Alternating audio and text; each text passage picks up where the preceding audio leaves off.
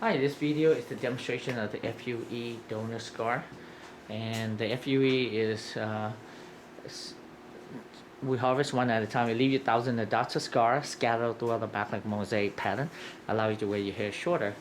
The FUE scar, you have to understand, will FUE technique actually reduce the overall density of the donor supply, and that's one downside of the FUE. It would reduce more than FUT. The strip method will leave you a linear scar. But the donor density above and below did not change with the strip method. With the FUE, the donor scar will reduce. Again, I try to provide as many examples as I can with the FUE and FUT, and this is an example of the FUE, and this is after 4 FUE surgery. FUE benefit is less visible scar, less invasive, less painful, less chance of infection, faster healing than the FUT strip method. But the downside of FUE are number one, it will reduce the overall donor density faster than the FUT. Number one, the FUE costs more than the FUT.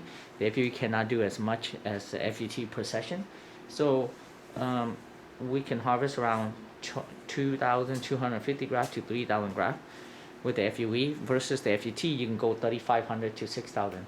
The FUE. That's why the FUE is more preferred for patients with mild to moderate hair loss. For advanced hair loss, most patients opt for the FUT, the strip method. The other part, the FUE, is the growth rate of my work, whether you do FUE, FUT, will be good no matter you do each one, FUE, FUT. But the FUE, my FUE compared to my FUT is 10% less dense. On the other hand, the strip method is cheaper. They give you the best result, be a better density than the FUE, and you can do larger case. You can do 3,500 to 6,000 a day, depend your density and how loose, how elastic the scalp is.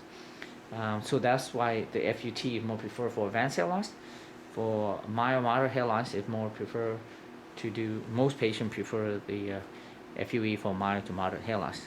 The FUT does not reduce the donor supply like the FUE, so you can save more more hair for a future hair transplant. The downside of FUT is the linear scar.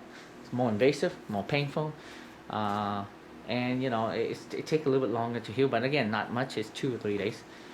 So this is the demonstration of the FUE donor scar after 4th session. This result varies from one individual to another. Some could be better than this, and some could be worse than this.